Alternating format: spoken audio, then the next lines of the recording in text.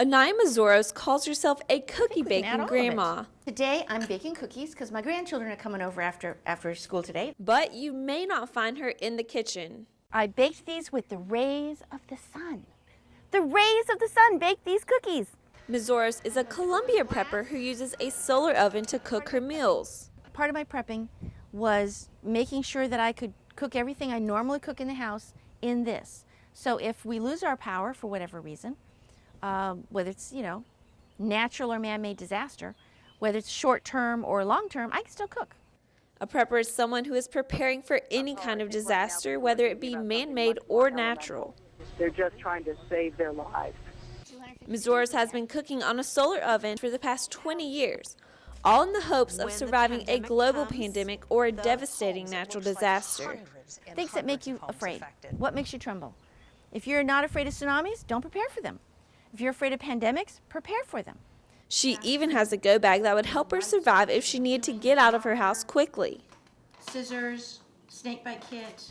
She's been contacted by the Discovery Channel, the History Channel, and National Geographic to be included in their shows. I'm preparing my family for the total destruction of the power grid. A devastating earthquake. A series of catastrophic terrorist attacks. Supervolcano. But Mazoros declined because, like many preppers, she doesn't want to be seen as an extremist.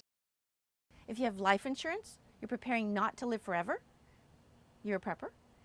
Health insurance, you're planning on getting sick sooner or later. So everyone is a prepper to some degree. USC psychology professor Dr. Douglas Waddell studies how people deal with risk.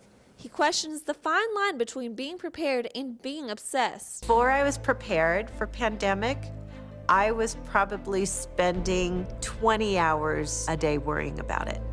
We're faced with a lot of low probability events. So what do you do with something that happens 1 in 10,000 times? You ignore it, right? That's our typical approach. But Mazoros says even the government is telling the public they should be prepared. The government is telling us we may not be coming. South Carolina Emergency Management's Derek Becker agrees that people should consider preparing.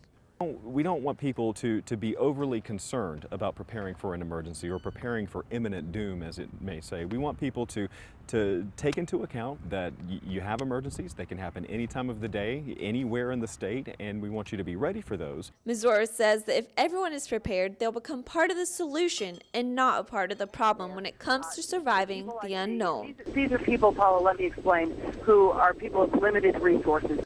Kaitlin Stansell, Carolina News.